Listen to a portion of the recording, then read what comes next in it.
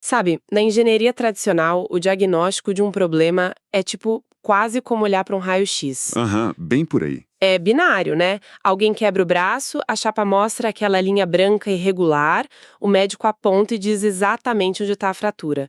É reconfortante porque é direto ao ponto. Sim, é visual, não tem muito o que debater. Exato.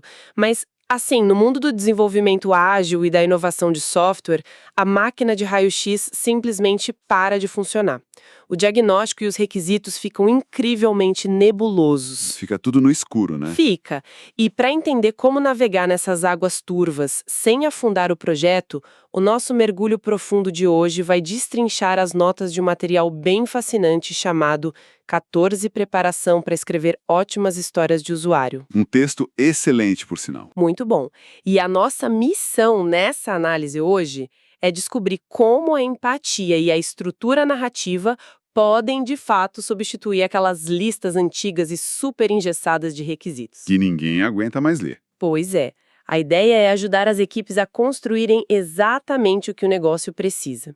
E para quem está nos ouvindo, a gente está falando do fim absoluto daquelas declarações ditatoriais do tipo o sistema deve fazer X. E olha, essa mudança de paradigma é monumental, é gigante. O valor real dessa ferramenta que a gente chama de história de usuário, dentro do ágil, é permitir que o representante de negócios... O Product Owner, no caso, né? Isso, Product Owner. Permite que ele diga à equipe técnica o que precisa ser resolvido, mas sem ditar como o trabalho tem que ser feito. É dar o problema, não a solução. Exatamente. É transferir a responsabilidade da solução arquitetônica para quem realmente vai colocar a mão na massa e construir aquilo. Em vez de entregar um manual de instruções rígido, você entrega um problema bem delimitado. Ok, vamos desempacotar isso, porque a primeira coisa que me causa um certo atrito mental, confesso, é a própria nomenclatura. A palavra história. Por que a gente chama isso de história? Porque quando a gente pensa numa história, a imagem imediata é um livro, um filme, sabe, a jornada do herói, aqueles roteiros complexos. Como é que um requisito técnico para um banco de dados pode ter qualquer semelhança com, sei lá, um protagonista de cinema? Olha, o atrito é natural, eu entendo. Mas a analogia narrativa é super intencional. A estrutura de uma excelente história de usuário reflete a espinha dorsal de qualquer boa ficção. Sério? Como assim? O texto que a gente está analisando detalha 3 pilares fundamentais, tipo um tripé de sustentação mesmo. Primeiro, a gente tem um quem. Esse é o nosso personagem, o usuário final com todas as limitações e desejos dele. Tá, o protagonista. Isso. Segundo, tem um o quê, que é a necessidade tangível, sabe? O obstáculo na vida desse personagem. E o terceiro, que na minha opinião é o pilar mais crítico e que as empresas costumam ignorar totalmente... Que é o porquê, né? Exato, o porquê. Esse é o elemento que traz a emoção, a verdadeira motivação econômica ou até psicológica por trás do pedido. Nossa, pensando nessa estrutura, me vem à mente uma metáfora.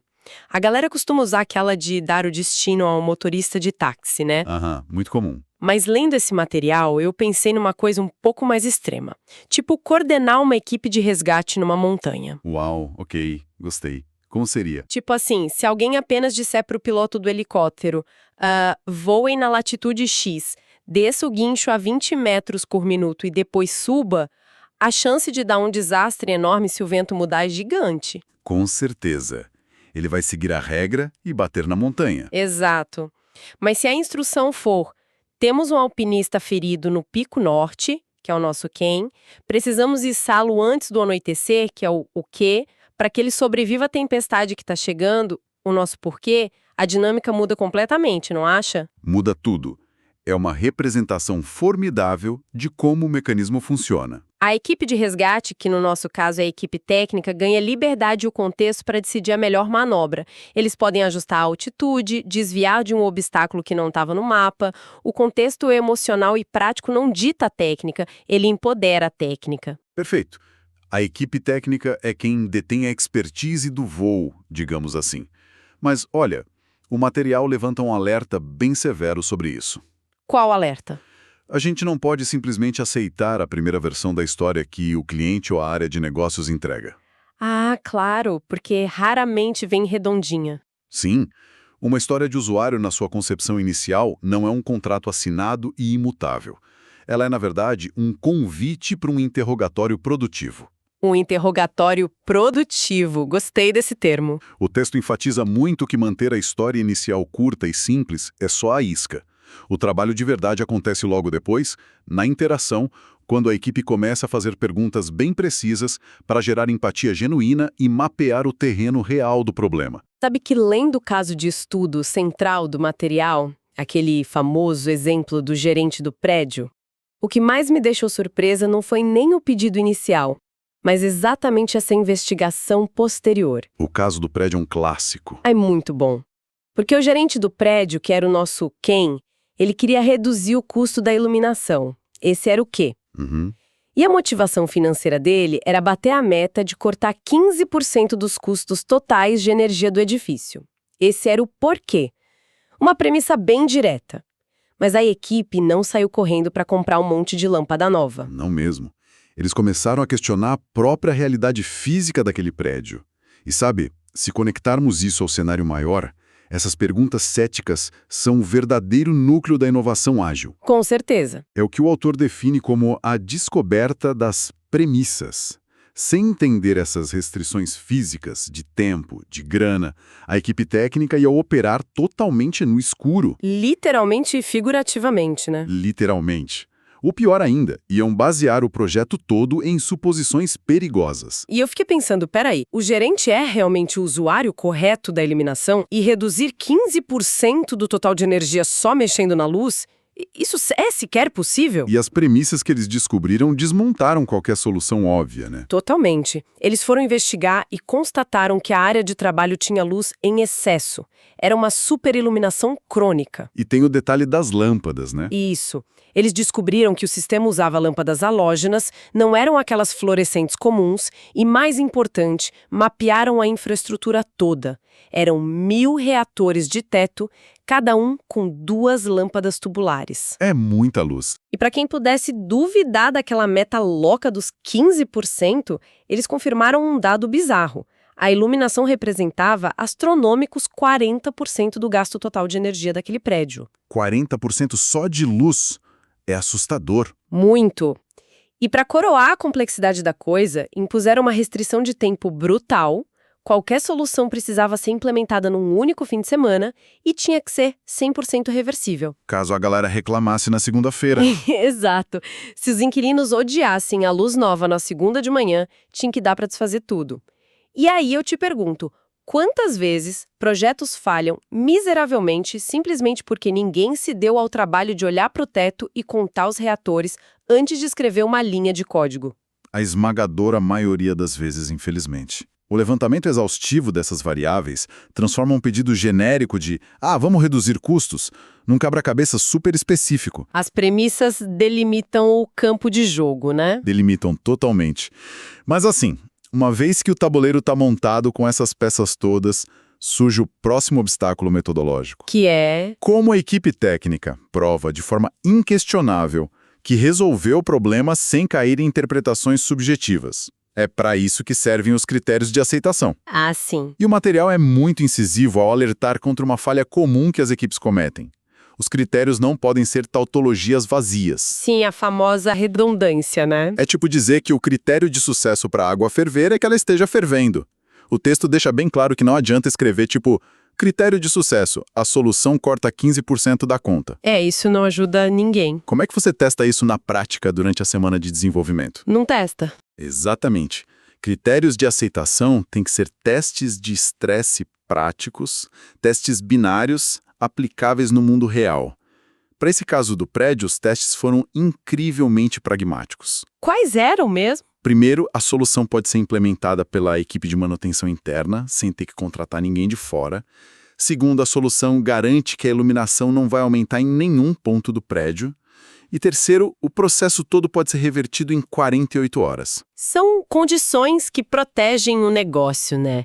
Evita aquelas soluções mirabolantes que custam mais caro que o próprio problema. Isso, as famosas soluções de ouro. E olha, aqui é onde a coisa fica realmente interessante, porque a solução que eles encontraram, baseada nesses critérios restritos que você falou, é tipo um soco no estômago da complexidade desnecessária. É maravilhosa. Porque pensa bem, a primeira intuição de qualquer profissional de tecnologia hoje em dia, ao ouvir a frase reduzir energia, é injetar mais tecnologia no meio. Com certeza.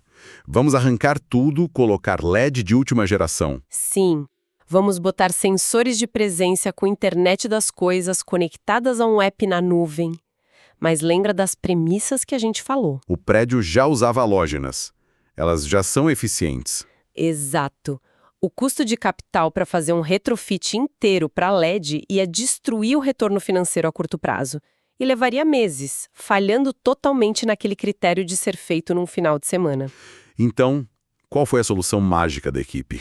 Eles simplesmente enviaram um funcionário da manutenção com uma escada, no sábado, para remover uma lâmpada halógena de cada um dos 1000 reatores duplos do teto. Só isso. É o ápice da elegância técnica através da subtração. É genial pela simplicidade.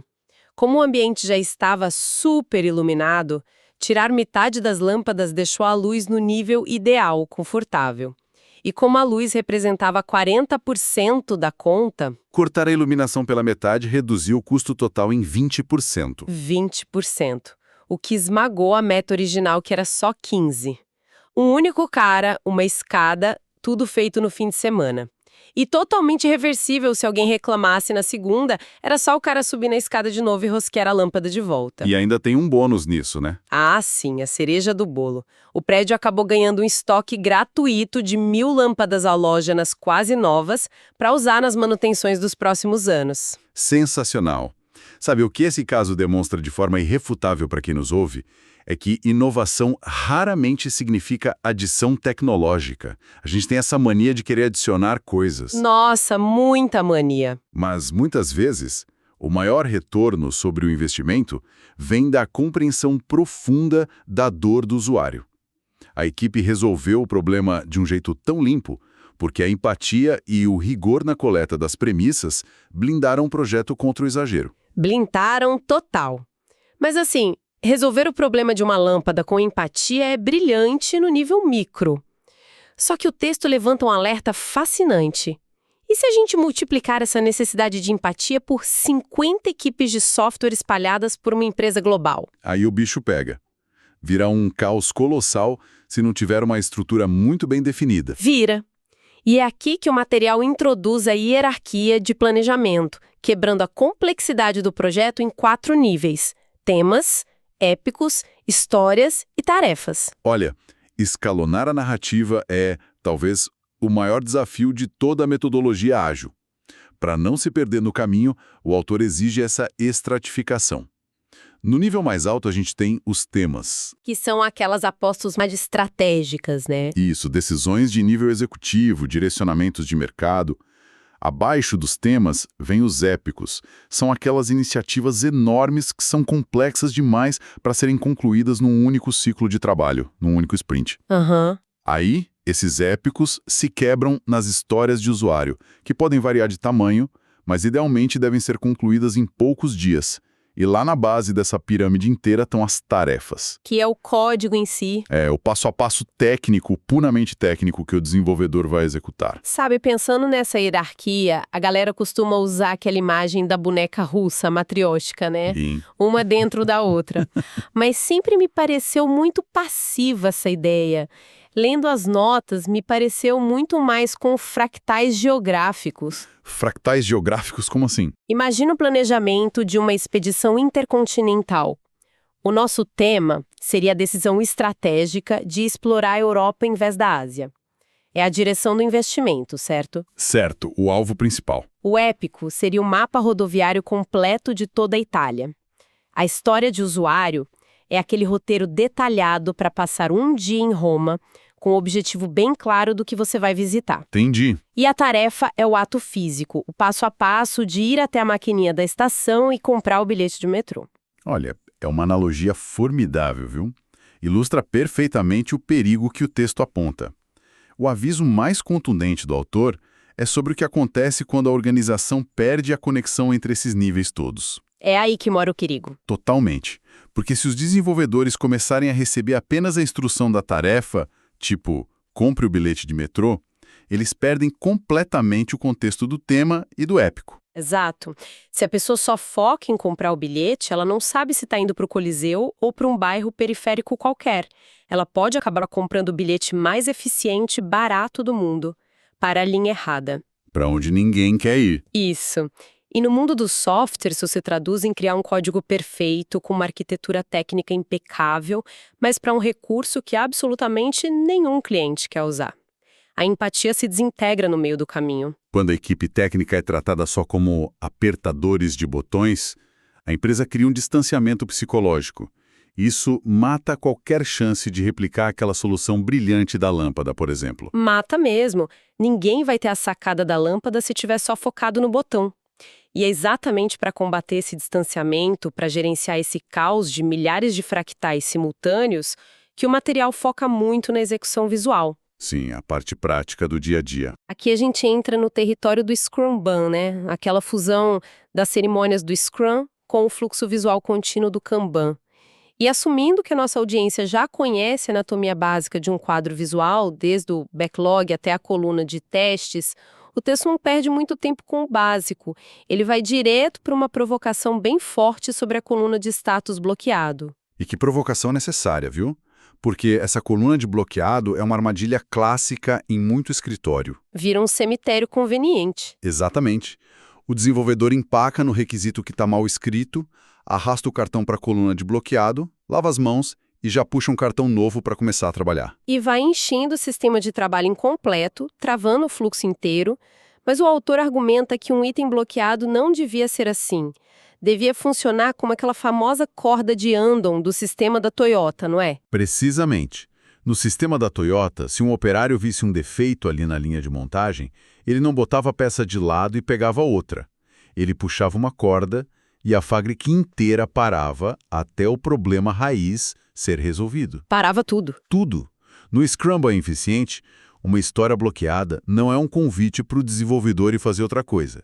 É um alarme sonoro de que a compreensão da equipe sobre o problema do cliente falhou em algum lugar. Tem que parar a linha. O bloqueio força a equipe a parar, chamar o Product Owner, revisitar aquelas premissas e olhar de novo para os critérios de aceitação. Então, o que tudo isso significa na prática da engenharia de software?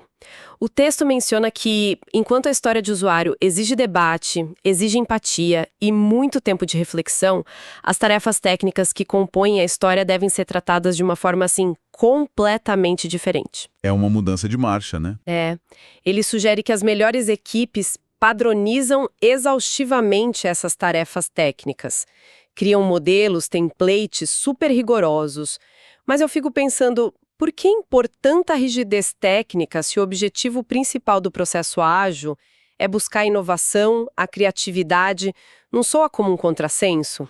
Parece, né? Mas o que é fascinante aqui é a psicologia cognitiva por trás dessa recomendação. E, de forma alguma, é um contrassenso, pelo contrário. É o motor biológico da inovação. Como assim, biológico? O cérebro humano, tá sujeito a algo que a gente chama de fadiga de decisão. A cada pequena escolha que um desenvolvedor faz, o córtex pré-frontal consome glicose. Gasta energia física mesmo. Ah, o tanque vai esvaziando ao longo do dia. Exato. Se o engenheiro gasta toda a energia mental dele de manhã decidindo como configurar um banco de dados pela milésima vez, ou criando do zero os passos de implantação de um código que é super rotineiro, ele esgota a reserva cognitiva dele. Ah, saquei. Então é uma questão de preservação de banda mental. Totalmente. Ao automatizar e padronizar essas tarefas de baixo nível com templates, a equipe tira o peso da decisão técnica repetitiva das costas. Eles não gastam energia neurológica reinventando a roda do servidor todo dia. Para sobrar combustível para o que importa. Isso, eles poupam essa energia para aquilo que é denso, imprevisível, entender a dor do usuário, debater as premissas ocultas e desenhar uma solução elegante, tipo a da lâmpada. Exatamente. A inovação não está em descobrir uma nova forma de fazer o deploy do código na sexta-feira à tarde. Ninguém quer inovar nisso. Pelo amor de Deus, não inovem no deploy de sexta. Lâmpada do teto.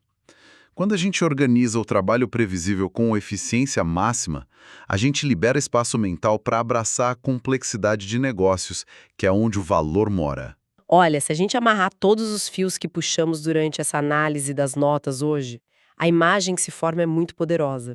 Fica bem evidente que projetos não naufragam porque os engenheiros de repente esqueceram como programar ou porque falta servidor na nuvem.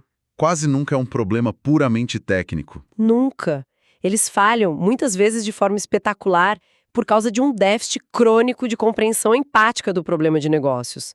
Construir um software perfeito para curar a dor errada é tipo o maior desperdício de talento que existe na nossa indústria atual. É triste de ver. E a vacina para isso, segundo o material que a gente explorou, é a história de usuário bem feita.